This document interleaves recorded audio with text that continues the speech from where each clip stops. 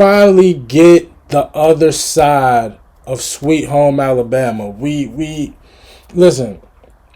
When I listened to Sweet Home Alabama and I heard that Neil Young diss, I'm not gonna lie, I kind of like lost my mind. I just couldn't believe. Of course, it's beef in every genre of music. You know what I mean? If it involves human beings, there has been some sort of quarrel or some sort of problem. You know, that's just natural. Anything that involves humans is bound to happen. But, you know, I don't know. I was just surprised to see Leonard Skinner and Neil Young. Like, that just kind of caught me off guard. I'm not going to lie. But Neil Young, Southern Man, we hear the song. So we read the lyrics, but we didn't hear the song, as my light looks like it's about to give out. But so we saw the lyrics, read the lyrics, didn't hear the song. So I'm excited to hear what Leonard Skinner thought was a complete diss to the South. I can't wait to hear it. Again, I read the lyrics, so I know what he's gonna say. But just to hear the whole poetry of it all, the instrumentation and everything. Maybe it'll give a different context. But again, when I read the lyrics in the Sweet Home Alabama video, I didn't take the lyrics as a diss, but we'll see. Let's go.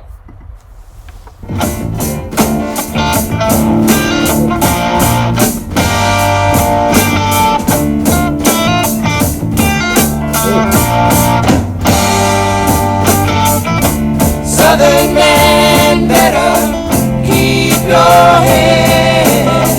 Don't forget what your good book says.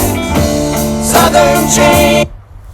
I have not heard this song before, but oh my gosh, I have heard the. I don't even know where I heard these lyrics from.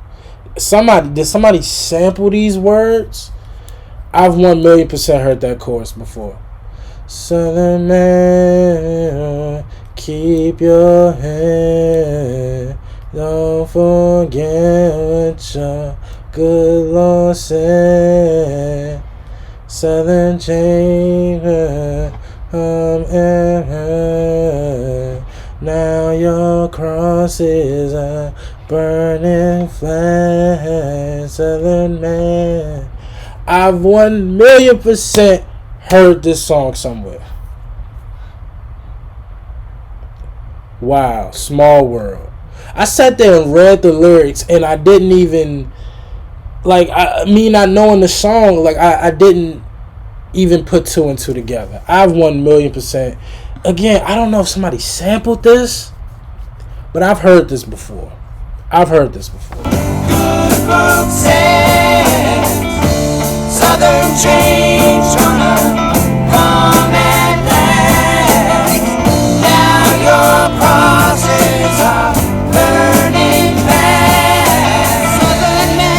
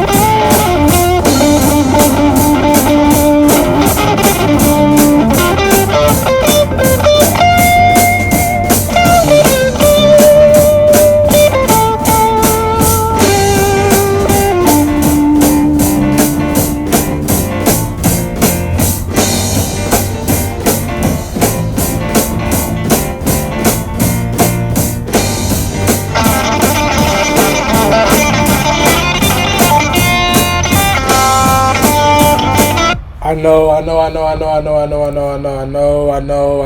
We'll start it over. But man, can I just say, the instrumentation. At first, it was really just the guitar and the drums that was catching me with the bass line. But now they're adding like a keyboard, like definitely a keyboard, and like I love this vibe right now. And Neil, I'm gonna presume that's Neil doing this guitar solo. Great. I love like this whole.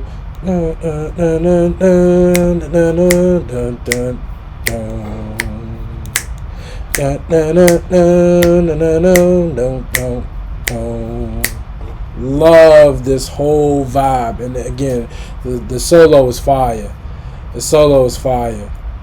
Yeah, this is, Hey, if Skinner took it as a diss, they took it as a diss. I mean, but I still, even hearing the song now, I don't think he's dissing the whole South. I don't. But hey, fire song though, fire.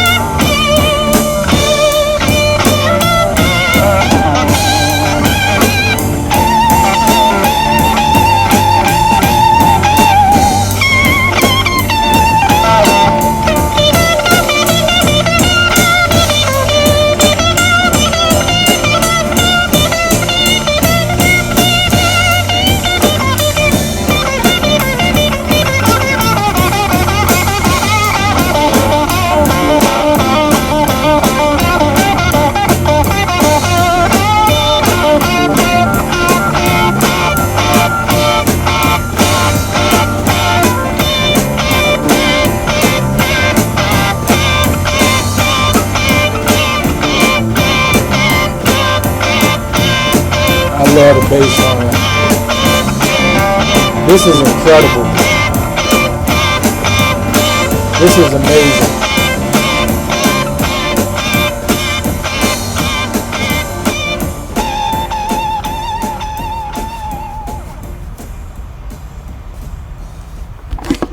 Download it.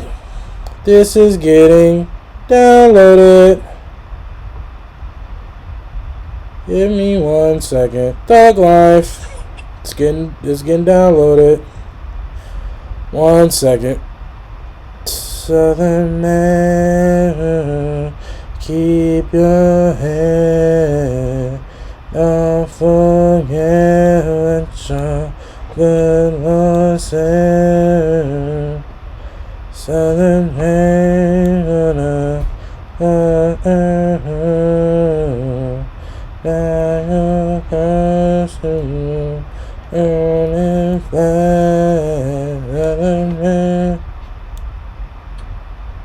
Yep. Download it. Getting downloaded. What is it not to praise? We'll start with the obvious, the instrumentation. The instrumentation was absolutely incredible. Everything. Piano, guitar, bass, and drums. Incredible. Incredible. Lyrics, incredible. Now, I already knew how great of a songwriter Neil was from. So, I confused Southern Man with Old Man. So, I heard Old Man. So, if you notice in the Sweet Home Alabama, I kept thinking that I heard this song because I'm like, Old Man? Like, I don't know. I don't know how I did that. Y'all know I'm stupid. But yeah. So I was confusing Old Man with Southern Man, and you know, I don't know how I did that. I don't know how I did that, but I already know from the other songs that I reacted to by Neil Young how phenomenal of a songwriter he is. But yeah, this was just like, I mean, come on. From his album After the Gold Rush, released in 1970, an extended live version can be heard on the Crosby, Stills, Nash, and Young album Four-Way Street. I gotta listen to something from that group. The lyrics of Southern Man describe the racism towards black in the American South. Now that, I think, is pretty self-evident. That is pretty clear. But I don't think he put a name on the bullet, and I remember that's kind of what that was kind of Skinner's beef, right? Is the fact that they didn't specify, but still, like, if it don't float, let it fly. You know what I mean? Like, I mean, if it don't apply, let it fly. Like, so I don't know, but I like nothing, you know. Like, well, Neil already apologized. He said, "Look, I kind of left the song up for interpretation in regards to who it was talking about." So, you know, Neil already kind of apologized for it. And again, I understand why Skinner is upset. Well, I don't. I mean, clearly, the song takes shots at the Ku Klux Klan and racist white people. If you know you're neither of the two, then he's clearly not talking about you. You know? But I don't know. Young tells the story of a white man, symbolically the entire white South, and how he mistreated his slaves. Young pleadingly asks when the South will make amends for the fortunes built through slavery, when he sings, "I saw cotton, I saw black, tall white mansions, little shacks. Southern man, when will you pay them back?" The song also mentions the practice of cross burning, referencing the Ku Klux Klan. Yeah, so it's like, if you're neither of the two, then it doesn't apply to you. You know what I mean? Like, Young was very sensitive about the song's message of anti-racism and anti-violence. During his 1973 tour, he canceled a show in Oakland, California because a fan was beaten and removed from the stage by a guard while the song was playing. Wow. Okay. And now they got response. Wrote their song Leonard Skinner wrote their song Sweet Home Alabama in response to Southern Man and Alabama from Young's So Young has a song out called Alabama as well. Oh, okay. That definitely changes things a bit. That changes a lot. But y'all reminded me that Skinner ain't even from Alabama. Matter of fact, let me click on. They're from Florida, right? They're from Florida. I don't know. Uh, Young has said that he is a fan of both Sweet Home Alabama and Ronnie Van Zant, the lead vocalist for Lynyrd Skynyrd. They play like they mean it, Young said in 1976. I'm proud to have my name in a song like theirs. Young has also been known to play Sweet Home Alabama in concert occasionally.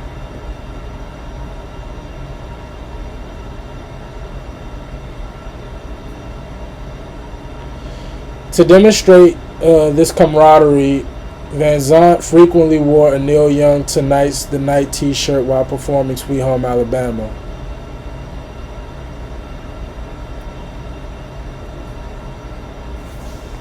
Well, that's dope. Because we all know Ronnie passed away 77, 78. So the fact that they were able to make amends before he passed away and let bygones be bygones, it's beautiful. And that's the beauty of music. That's the gift and the curse of music. If you're not you as artists, they have a license. They have a right to create what they feel. But that's a gift and a curse. Because when you put something out, you put it out there for criticism. You put it out there for other people to perceive your art in their own way. You really put yourself out there when you make music, and so that's why it's sad that people like me sit around and listen to lyrics and really dissect them and break them down. But you should have a right to say whatever you feel and not feel like a freaking somebody's gonna sit in a dark room analyzing your lyrics and trying to understand what is what. And you shouldn't have to worry about that, but a lot of artists do. And you could tell Neil Young creates from a real place. So in no way, shape, or form do I